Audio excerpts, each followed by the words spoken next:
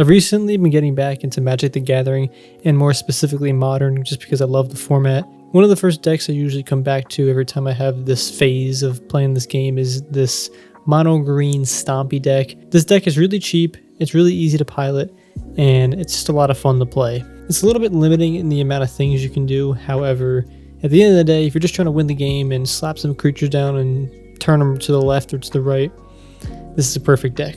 I did make a deck tech on this about 2 years ago, however some of the card prices got updated, and I do want to discuss some sideboard options and things like that. This deck is about $41 on MTG Goldfish, and if you want to play it online, it's about like $6-7. This obviously doesn't factor in any shipping fees and all that other stuff, and we're recording this video in early February. So let's get into the actual deck tech and why you play some of these cards. There's a whole bunch of different cards you can add to this deck. It's quite customizable, again, because if the creature is green, the card is green, you could pretty much play it in this deck. The build that I go for wants to play a little bit more of the 3-mana creatures because I think they're a little bit more impactful and powerful. So that is why I'm running 3 of these Elvish Mystics to try and get them to play a little bit quicker. I guess we should backtrack for 1 second in case you don't know what this deck is. This deck is just a heavy creature deck that just slams green creatures down as quickly as possible and tries to swing to the face. This deck is pretty susceptible to board wipes and removal. However, if your opponent doesn't have these things or enough, they will be overwhelmed quite quickly. This is one of those decks where from my experience playing with it, someone's deck has to have removal and interaction with you. If they don't, they just lose. This deck is similar to other aggro and quick decks in the sense that if your opponent is not playing certain cards, or they're not expecting to play a quick game, then they will lose to this deck. This deck's been around for a long time, and it has a pretty good track record because it's just very explosive. Anyway, back to the deck. I think it's pretty important to note. Running 3 Elvish Mystic because this really helps us get into our 3-mana creatures, which are incredibly powerful for 3 mana. We can, on turn 2, get our 3-mana cards out. We'll get to them in a minute, but they are strong. I'm not running 4 because I don't want to over-rely on this. At the end of the day, it's a 1-mana, it's a 1/1 that just taps for mana. It's not really powerful in a sense, but it puts a body on the board, and it also can confuse the opponent in not understanding what this deck kind of is, at least for the first turn. The deck doesn't rely on this, but when we have it, turn 1, it's really good. We're playing 4 Experiment 1. This is such a nostalgic card for me. This card is quite simple, but it's a lot of fun to play. So it has this cool feature called Evolve. Every time another creature enters the battlefield, if it has a greater power or toughness, you get to put another counter on this card. You could also remove 2 counters and you could regenerate this. It's a 1-mana 1/1, but it grows quickly, especially with all the other cards in the deck. Playing 4 of them because it's a lot of fun. It's a really cool card and it grows quite rapidly. I think there are some cards in the metagame, and then especially newer cards, maybe like even Pelt Collector, that are probably a little bit better than this card. But I just love this card so much. So that is one card we are not running as Pelt Collector, so that it could be another good option. You can also run both Experiment 1 and Pelt Collector. Again, there are a lot of options to this deck. Playing 1 Avatar Resolute. This is more of a card that I added to the deck just because I like to see it. But I'm not over-reliant on the counters. So this is a 2-mana 3/2 with Reach and Trample.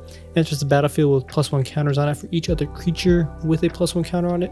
So things like Experiment 1 do help Avatar of the Resolute. So if this has a counter on it, this actually comes in as a 3/2 with a +1 counter, so it's a 4/3 Reach and Trample. The Reach is good for flyers, obviously, to block, but the Tramples are what we really want in this deck because we are just pushing for damage, really just trying to swing.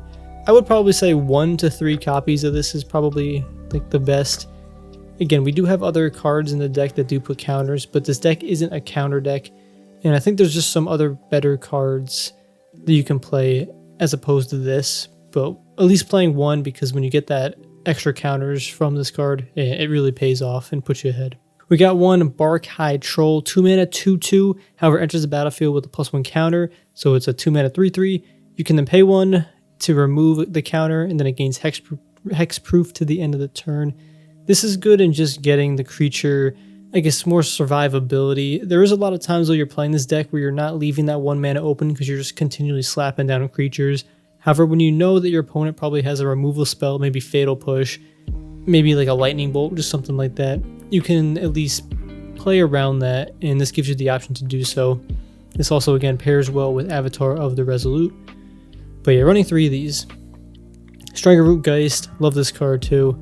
It's a 2-mana 2/1 with haste, really explosive, and it has Undying. So when it dies, it just comes right back to the battlefield with a +1 counter on it. So once your opponent kills it, it comes back as a 3/2. This works so well with Experiment 1. So if you play Experiment 1 turn 1, turn 2 Strangleroot Geist, your Experiment 1 gets a counter. If for some reason the Geist dies and comes back, your Experiment 1 will get another counter because it came back as a 3/2, which Experiment 1 on the previous turn, or before the Geist came back, was a 2/2. I love that little synergy in this deck. The haste just makes it really good too, like especially later in the game. If your opponent's not expecting the Geist or they're not playing around it, and your opponent does have low life, you could sweep the game almost out of nowhere. Werewolf Pack Leader is a great, somewhat new addition to the deck that came out within the last maybe few years. It's a 2-mana 3/3, already really good. However, whenever it attacks, if you attack with creatures with total power 6 or greater this combat, you can draw a card. This card is so good in this deck. You always have a board. I mean, your opponent's going to try and remove your creatures and everything. However, you're almost always, every combat, going to be swinging with a lot of creatures. Sometimes, most of the time, with power 6 or greater, so you're going to draw more cards, refill your hand. Just a really good tempo card, making sure you're drawing cards and staying ahead of the game, or at least refilling your hand with the things you're putting down, because again, your opponent will be interacting with your creatures, or they have to be, and you need to consistently apply that pressure. You can also activate this ability for 4 mana into the end of the turn. This becomes a 5/3 with Trample. Also, that's pretty good, it could help, but we really want this card for the draw. Out of all the cards we discussed so far, this is the most expensive, but for what it does, it's really cheap. Groundbreaker is such a fun card. 3 mana for a 6/1 with Trample and Haste. However, at the end of the turn, you have to sacrifice it. I'm only running 1 in this deck because this card for me is meant to be a surprise card. This doesn't like help set up your board. This just provides you with the really cheeky damage where you can, if your opponent's all tapped out or they don't have removal, you slap this thing in the field, turn it sideways, boom, you got 6 damage. It's insane. But once you do play one of these, your opponent kind of is expecting it, and it's again not the best card for setting up your board, which this type of deck wants to have a lot of creatures to apply that pressure. Groundbreaker applies that pressure just for 1 turn only, and we don't really have a way of getting it back from the graveyard. This card is about almost $2, but it's so cool, so fun, especially when you get to use it. Old Growth Troll, 3 mana 4/4. This is one of the, Groundbreaker was the first 3 mana card that we were talking about, which could be really fun to play on turn 2 with the Elvish Mystic, but on turn 2 you'd rather set up something like this Old Growth Troll, just because it's a bigger body, it's going to stick more. But for 3 mana, this is a 4/4, again, already pretty solid, with Trample. However, when it dies, if it was a creature, you either return it to the battlefield. It's an Aurora enchantment with Enchant Forest you control, and this forest has you tap it and add 2 green to your mana pool, and it also has the ability pay 1 generic and tap this land, sacrifice this land, create a 4/4 green troll warrior with Trample, or it's a token, I meant to say. So essentially, this card is a huge body with Trample. When it dies, if your opponent has removal for it, it's just going to come back and give you even more mana. But if you want to, you can sacrifice your own lands to get essentially this creature back just in the form of a token. Modern has a lot of removal. This card keeps you in the fight, keeps the pressure on by playing a big body. I'm only playing 3 because I wanted to play 1 Groundbreaker, and we got some other cool cards in here, but 4 of, you could easily do so in this deck. I think 3 or 4 is needed. Next up, somewhat expensive card. You don't absolutely need this in the deck, but it's really good, and it gives you a lot more, I guess it gives you a lot more answers to things. This is Ronus the Indomitable, 3 mana 5/5, Death Touch and indestructible. The caveat to this amazing card is it can't attack or block unless you control another creature with power 4 or greater. Typically, you do have a card on the field with that, but not all the time. This card can also use additional mana to buff your other creatures that also get Trample, but the Death Touch with Indestructible helps. It really helps get over or around other cards in removal that you might not otherwise have or have the ability to handle. That's why I do like this card. Having one in the deck, I think, it leaves you a good option, you know, for just in case. I think for consistency purposes, you probably don't need it, but it's a nice addition to the deck, I think, and it's cool when it comes up. But if you're playing a pretty grindy game and the game's been going on for a while, and then you eventually draw this card, it could definitely help push over things or maybe help break a stalemate. This deck does want to be quick, and you want to push for damage, you know, again, fast, but not every game's going to be like that. There are going to be some times where you're going to have a bad draw. There's going to be, your opponent's going to have some removal, and I at least wanted to give this deck some way of coming back or some way to handle those situations, and I think Ronus does provide that. Steel Leaf Champion, probably the best. Maybe Old Growth Troll's better, but this is a 3 mana 5/4 that can't be blocked with power 2 or less creatures. This does so much damage. That's 25% of someone's life. And a lot of creatures in Modern are quite weak. I mean, not all of them, obviously, but especially earlier in the game. But dropping this on turn 2 is lethal for your opponent. Lethal. Old Growth Troll is probably just better for survivability, but the Steel Leaf Champion really just gets over against small creatures and hits really hard. I do like this card a lot. Questing Beast is the most expensive card in this deck. You don't need this card, but it really helps, and especially the deck is still under $50, so I think spending money on any card in this deck, this is the card that I think is pretty valuable. For 4 mana, you're getting a 4/4 with Vigilance, Death Touch, and Haste, and it can't be blocked by creatures with power 2 or less, and combat damage that would be dealt by creatures you control can't be prevented. And whenever this card deals combat damage to an opponent, it deals damage to target planeswalker that player controls. The main thing here, though, I mean, sure, the last 2 effects are actually pretty good. They might not come up as much, but the Vigilance, Death Touch, Haste, that's a threat. You can block with it. You can swing the turn you put it down. Small creatures can't block it. You're really pushing for some crazy damage. This deck, you might be able to run 2 of them. This is a legendary creature, though, so you can only play 1 of them. Same thing with Ronus, legendary creature. It's an incredibly explosive, and this is a threat. Like, that is a big threat for the opponent. It's still susceptible to removal, just like almost every other creature, but it's still very powerful. I really like this card. Every time I play it, it's fun. For $5, may not be worth it for some people, but it's definitely worth a consideration. So a lot of creatures. Spells are incredibly important. We have Aspect of High. So all of our spells are just pump spells. They're either pumping or they're protecting. The most important one here is Vines of the Vastwood. This is I would consider a must-have in all the decks. For 1 mana, target creature can't be, you basically give something hexproof, or creature hexproof. However, if you kick it for 1 additional mana, so you're paying 2 green, that creature gets +4/+4 for 2 mana. You can use this obviously as a pump spell, but you need to pay 2 mana. This works best when your opponent is trying to interact with your creature, especially during the damage step or something like that. And you can give it hexproof and pump it. And that not even say mistake by your opponent, but that choice of your opponent you can really punish. Especially if you have like a Geist out, even if it's a 2/1 whatever, and then you give it hexproof and +4/+4, that's 6 damage. That is a huge chunk of their life, and they had to use a card for that. You can almost consider this card as a 2-for-1 each time. Maybe that's not the best way of thinking about it, but that's kind of what I'm thinking. Really powerful card. I think 4 of his must every single time. Aspect of the Hydra is a pretty good card too. For 1 mana, target creature gets +X to the end of turn, where X is your devotion. So you see all these green symbols, that's our devotion to that color. So for 1 mana, sometimes this card could do +5/+5 or give a creature +6/+6. That's pretty common.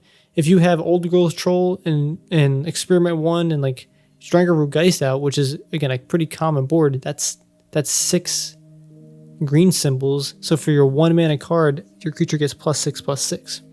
Again, you're making it pretty susceptible to some removal.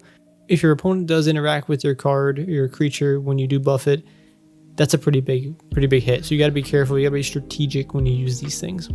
Blossoming Defense, I'd say, is a little bit worse than Vines of Vastwood, but it does a little bit different thing. For 1 mana, your creature gets hexproof, but it also gets +2/+2. It's better in the sense where you need 1 mana and you're buffing and getting the bonus, but it's not as powerful as it's 2 less, I guess, power and toughness. Again, it depends on the situation that you're in. If you have more mana, yeah, Vines of the Vastwood's great, but Blossoming Defense does come in handy when you're a little bit more tight on mana. Now for probably the best card in the deck, Rancor. What a card. For 1 mana, you get to enchant a creature. It gets +2/+0 and has trample. When this card is put in the graveyard from the battlefield, you get to return it to your hand. This card shouldn't have been printed. I think they actually made a mistake when they made this. This should have been 2 mana.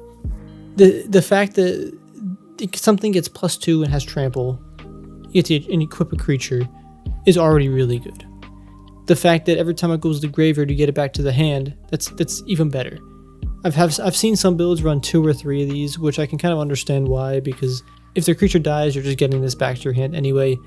But like, I don't see a reason to not play 4. This card's insane. You just equip it to anything you want for 1 mana, and you all of a sudden have this bigger attacker. This works really well with the Wolf Pack Leader too, or the Werewolf Pack Leader. Just trying to get up to that 6 power so you continually draw cards. Probably a good time to mention too, when this pack leader is on the field and you're buffing things with your spells, as long as you're attacking with creatures power 6 or greater, you get the draw. So there's just a lot of good synergy here. But yeah, anyway, back to Rancor. I don't see a reason to play less than 4. The card's just too good. For the lands, you can probably run anywhere from, say, 17 to 20. I think 18 might be the better number because I want 30 creatures. But 16 forests, we got Treetop Village, Lair of the Hydra. These are 2 creature lands. You just got to throw them in the deck. They're cheap too. But Lair of the Hydra, if you control 2 or more other lands, this enters the battlefield tapped. So this does work really good on turns with 1 or 2. Or is it only 1 when my brain's not braining? But yeah, anyway, you get to turn this into a creature land and a Hydra. Treetop Village is pretty good because you pay 2 mana and get a 3/3 with trample, but it does enter the battlefield tapped, and you really do want to be hitting definitely like your turn 2, because that's where everything starts getting really good. But your turn 1 plays, I think, are pretty important too. You should probably try and mulligan as well. But yeah, anyway, your Treetop Village enters tapped. That can really hurt you. But yeah, make sure you just got enough forest. Again, this is a budget build. There's a whole bunch of other good lands you can add to the deck, even like fetches and stuff. And if you want to even splash this into Gruul, like I don't want to go down a whole rabbit hole here, but I think Lightning Bolt is such a good card for this deck. Just getting that little bit of extra damage and potentially removal. Because right now, so this is the whole deck. There is no card really to interact with our opponent. I guess, yeah, in a sense, there's nothing we can specifically do to be like, hey, that creature is dead. Hey, I want to look at your hand or something like that. That's what we got, some cards in the sideboard to handle, but there's nothing main deck to really interact with. We just want to slap our creatures down, turn them sideways, and hope for the best, which is a pretty cool strategy, but depends on the type of Magic you want to play. For the sideboard, this is just, again, it's going to be dependent on the meta you're playing, to be dependent on where you're going or who you're playing against and what you're expecting. This is just some cards I would say that someone should consider for a side deck like this, or a sideboard like this. Tormod's Crypt, just a really good graveyard hate card, really cheap. You just throw it really in any sideboard. But yeah, we don't want to be spending too much mana on anything in our sideboard. Dryad Militant, another graveyard hate card that also applies pressure because it's a 2/1 creature. You could main deck this card if you're expecting a whole lot of graveyard interactions. Right now, Dimir Murktide's a big one, so this could be pretty good in that type of deck. Actually, really good against Murktide. So maybe if you're expecting those matchups, you're going to want to throw this card in the main deck. But I guess again too, I got to remember not everybody's playing always competitive all the time. If you're expecting some people to be playing a whole lot of instant sorcery cards, or even milling them or trying to flash things back, Dryad Militant, good card. Natural State, good against anything artifact or enchantment. It's just 1 mana, instant speed.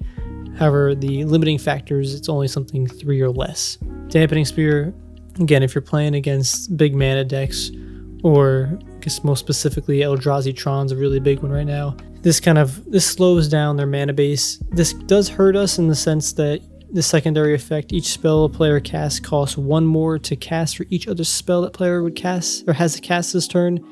We might want to play 1 or 2 spells during our turn, or at least 1, but maybe 2 or 3, I meant to say.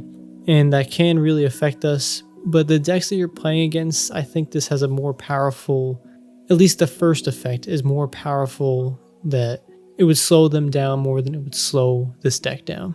Return to Nature, all around pretty good card too. 2 mana, it's pretty versatile. You can instant speed, destroy an artifact or an enchantment, or exile a card from a graveyard. Again, more graveyard shenanigans. Same thing with Scoos. You could main deck this card as well if you're sensing a lot of graveyard strategies. But for 1 mana, 1 green, you could just exile a card from graveyard. And if it's a creature, you get to gain some life and grow the Scoos. Such a fun card. I love playing with this. The reason why it's not in the main deck is just because I think there's better things for like being explosive. But again, it depends on the matchup you're expecting to face. But I love growing the Scoos. Weathering the Storm, 2 mana, you gain 3 life, but it's got Storm. Whenever you cast a spell, copy it for each spell cast before it this turn. Against like burn decks and even other like combo-y kind of decks, they might even if they play 1 or 2 spells before this, or let's say a burn deck plays a spell and then you play this spell, you're gaining 6 life. So it's kind of spicy. You can really gain some additional life, but again, you're not. This card is to just get you some more life back, and maybe against a burn deck where you're not able to do so. It doesn't help you develop your board. It kind of just helps you survive a little bit longer. But if you're already in a losing position, it might not get you there. Beast Within is just a all-around, that thing dies. You destroy any permanent you want, and its controller creates a 3/3 beast token. You really don't want to be giving your opponent creatures, but it's a 3/3 token, and a lot of our cards in the deck can handle this. You probably will be trading it though. In a sense, you're destroying something which might be even more powerful or annoying, but then you got to deal with this token. This is all around just, hey, that thing is so powerful, get that out of here. Like a planeswalker, maybe it's a land, and then just deal with the creature later. I think Kitchen Finks is a fun card. It enters the battlefield, you gain 2 life, then it dies, it comes back, you gain 2 more life. I think it's kind of fun, same thing with like Weathering the Storm. If you're playing against a lot of like burn decks or decks that really chipping away your health and it's annoying, this you gain like 4 life and have a body on the board and help develop your board presence. So I think this card's better than Weathering the Storm, but again, it depends what you're playing. Throne the Last Troll, I always like to add in the sideboard because I hate blue counter decks. For 4 mana though, it's a little pricey. Can't be countered, and it can't be targeted by spells or abilities, and you can regenerate it. So essentially, if you play smart, it's unkillable. Last card we have here is Thrash and Threat. The 2 mana ability, this is a way we can interact with our opponent, so we can deal damage to target creature or planeswalker equal to the power of one of our creatures.